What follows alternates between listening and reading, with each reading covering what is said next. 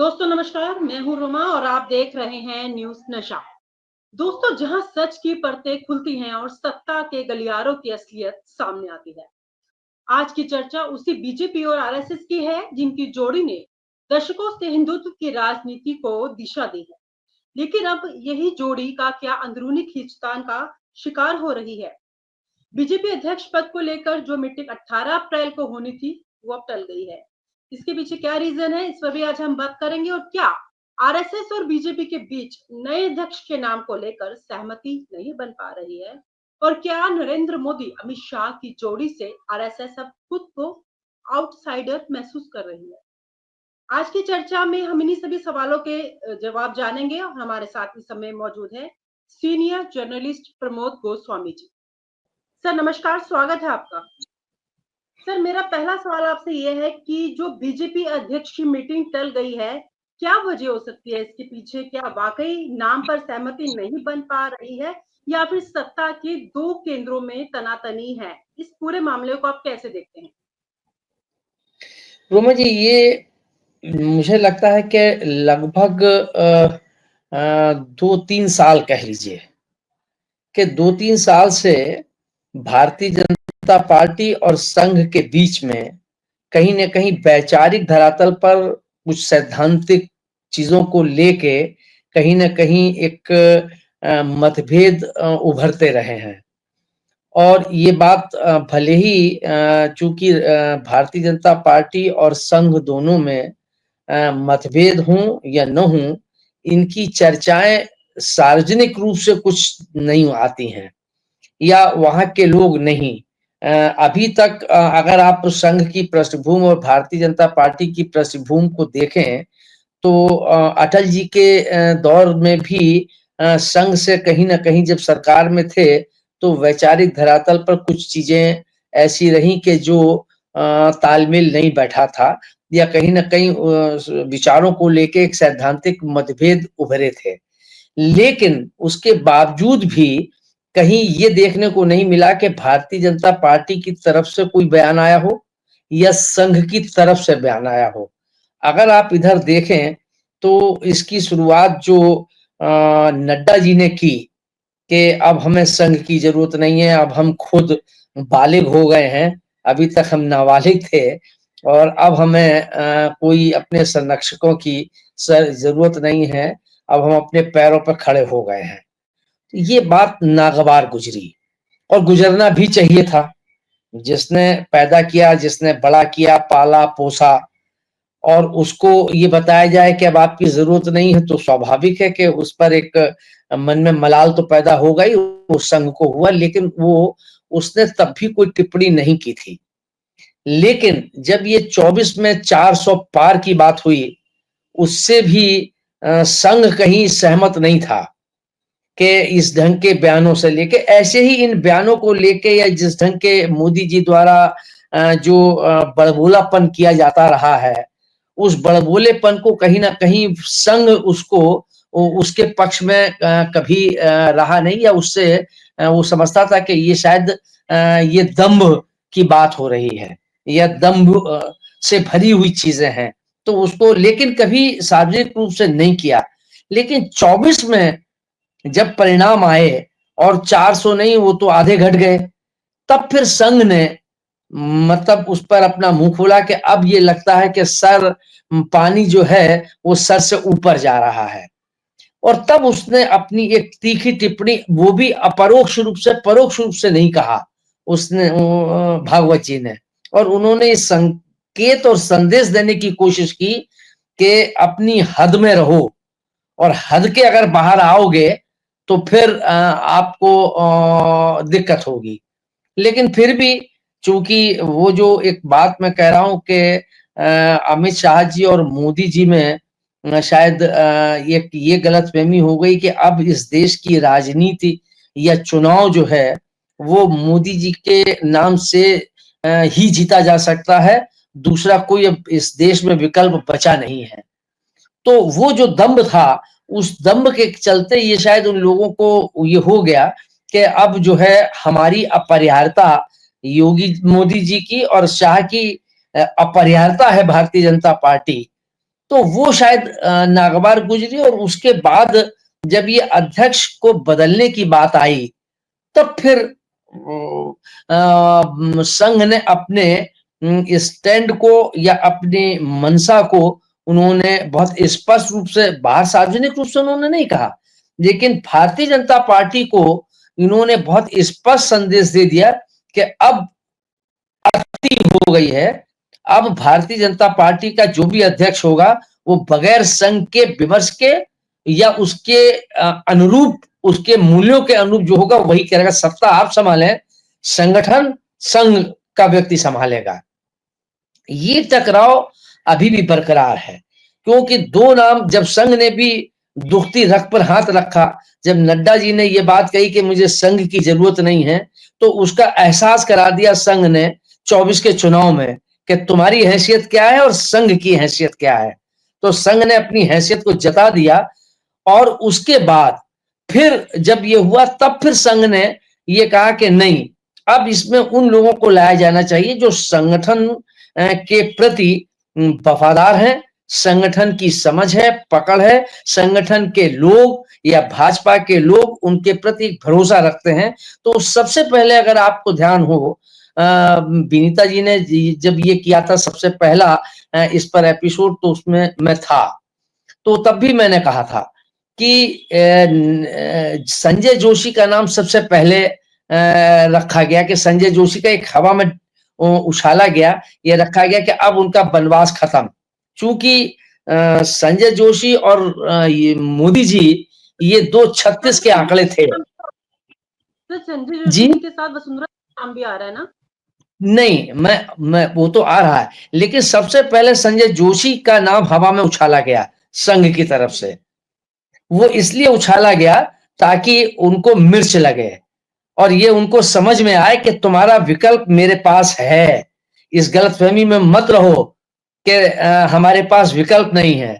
तो वो ठीक है कि जिस ढंग से संजय जोशी जी को, मतलब वहां उनके ऊपर एक आक्षेप लगाया गया, झूठा आक्षेप लगाया गया, बाद में उसका पटाक्षेप भी हुआ, लेकिन वो बहुत धीर गंभीर जोशी जी स्वभाव के, संगठन के माहिर लोगों में से एक हैं। आज भी उनके यहाँ, इससे पहले भी, चाहे आप 14 से आ जाइए, लेकिन संजय जोशी के यहाँ जो उनको मानने वाले लोग थे, वो बराबर उनके संपर्क में रहे, उनसे मिलते भी रहे, उनका विमर्श भी करते रहे। तो संजय जोशी जी को जब ये संघ ने रखा तो वो नागवार गुजरा और उस पर वहां से एक तनातनी की शुरुआत हो गई। तब फिर और जो संघ है उसकी अपनी सोचने का नजरिया, उसका दृष्टिकोण एकदम कन्फ्रंटेशन का नहीं होता कि खुल के सामने आ जाए। वो बहुत बौद्धिक रूप से बहुत चीजों को गंभीरता से और शालीनता से एक एक कदम आगे बढ़ाते हैं। तब फिर जब ये बातचीत हुई और कहीं ना कहीं मीडिएटर्स में हुई कि नहीं साहब, इस नाम पर तो बिल्कुल नहीं एक एक्सेप्टेबल हो सकता है भारतीय जनता पार्टी से, मतलब भारतीय जनता पार्टी से मतलब योगी, मोदी जी और शाह। तो अब तो भारतीय जनता पार्टी के मतलब है सिर्फ या तो योगी मोदी जी हैं या शाह हैं, बाकी तो सब नेपथ्य में है। बाकी तो मतलब पट्टे बंधे हुए, जिधर घुमा दिया उधर घूम गए।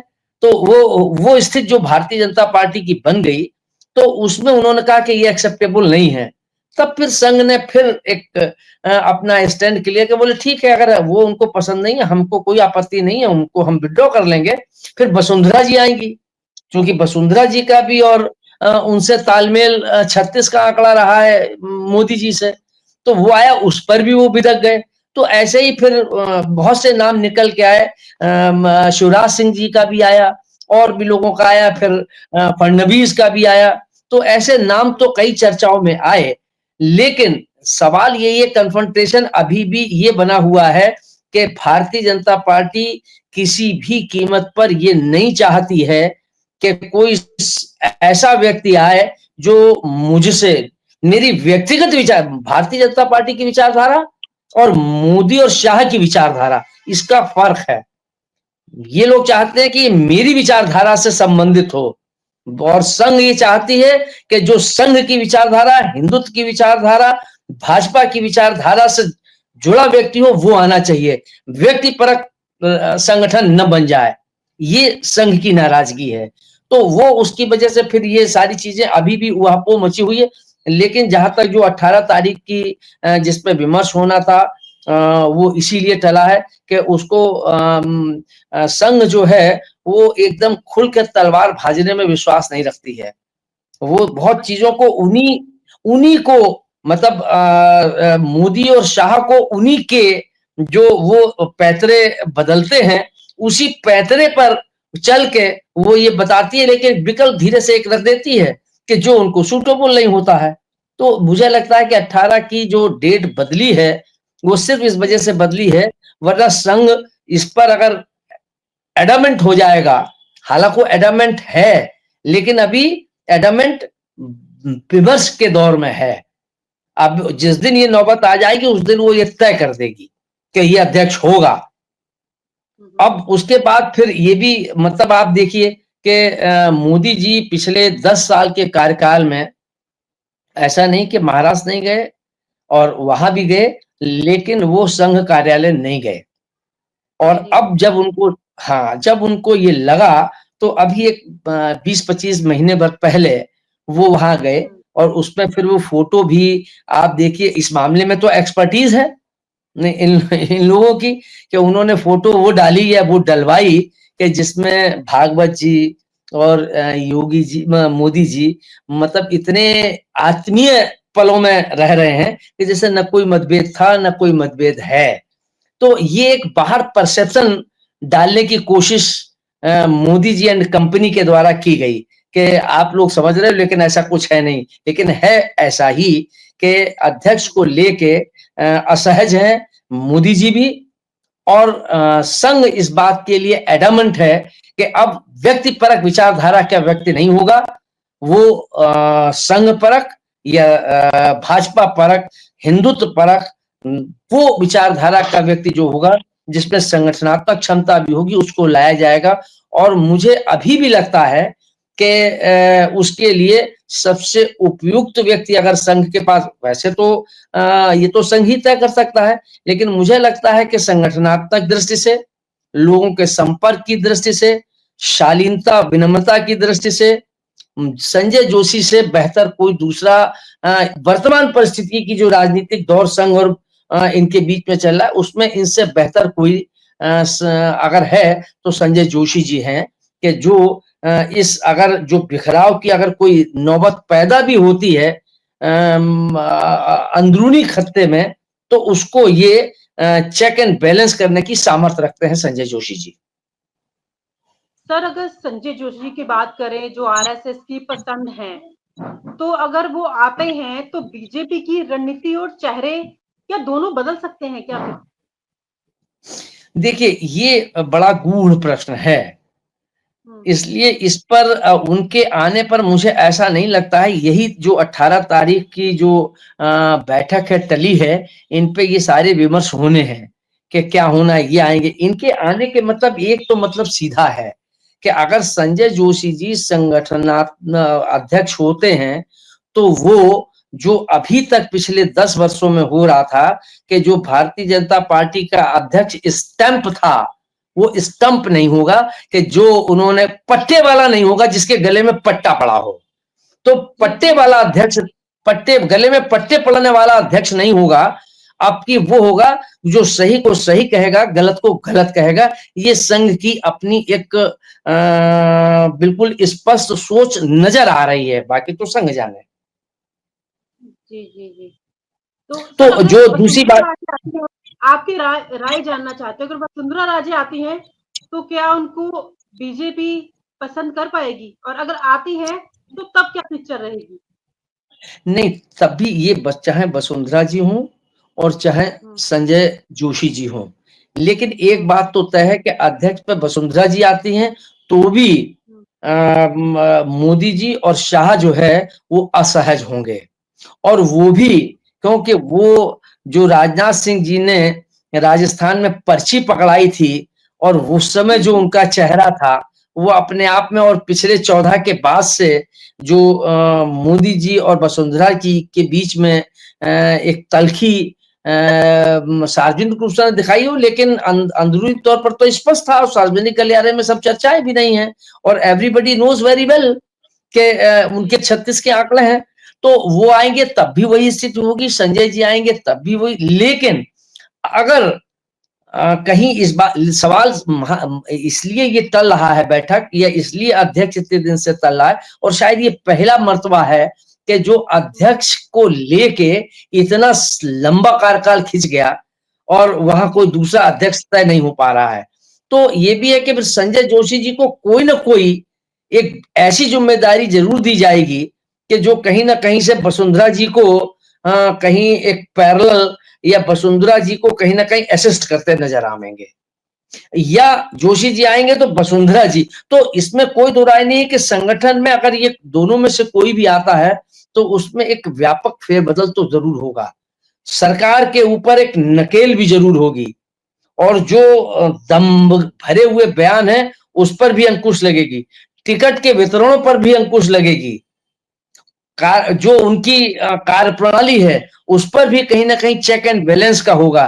क्योंकि पिछले 10 वर्षों में अगर आप देखें तो भारतीय जनता पार्टी में एक तरफा राज चला है कि जिधर हाँक दिया, मतलब गाय आगे जा रही है, पीछे से जिसको हाँक दिया वो उधर ही सब चले जा रहे हैं। तो वो जो हाँकने वाली पार्टी बन गई थी, जैसी कि और दलों में रही है, भारतीय जनता पार्टी उस की वो चरित्र या करैक्टर नहीं रहा है, और संघ इसके बिल्कुल मुखालिफ रहा है। तो संघ इसीलिए नाराज है कि ये संगठनात्मक या कैडर बेस्ड पार्टी है, ये व्यक्ति परक पार्टी नहीं है। और 10 वर्षों में ये व्यक्ति परक पार्टी को जो बना दिया गया, वो ठीक है कि साम दाम दंड भेद, मतलब इन तीनों में हर चीज आ जाती है कि चुनाव तो जीते जा सकते हैं, लेकिन फिर जो संगठन है उसमें निश्चित रूप से मठा पड़ जाएगा, जिससे फिर किले फूटने मुश्किल होंगे। ये संघ की चिंता है। तो सर कुल मिलाकर के अगर हम ये कहते हैं कि मोदी युग में आरएसएस अब एक साइलेंट सस्पेंसर बनकर रह गया है, मतलब उसे कोई इंपॉर्टेंस नहीं मिल रही, इसलिए खींचतान चल रही है और जो डेट है वो डिले होती जा रही है। तो यही रीजन लगता है आपको भी, है ना? नहीं रोमा जी, देखिए उसको महत्व नहीं मिल रहा है, ये मुझे लगता है संघ किसी के महत्व का मोहताज कभी नहीं रहा। ऐसा जो मैंने 35-40 वर्षों में जो थोड़ा बहुत समझा सोचा है, तो संघ कभी इस बात के लिए नहीं रहा कि आप मुझको वेटेज दीजिए या आप हमको महत्व दीजिए या हमारी इंपॉर्टेंस को समझिए। ये संघ का कैरेक्टर नहीं रहा है, संघ इस विचारधारा का भी नहीं रहा है।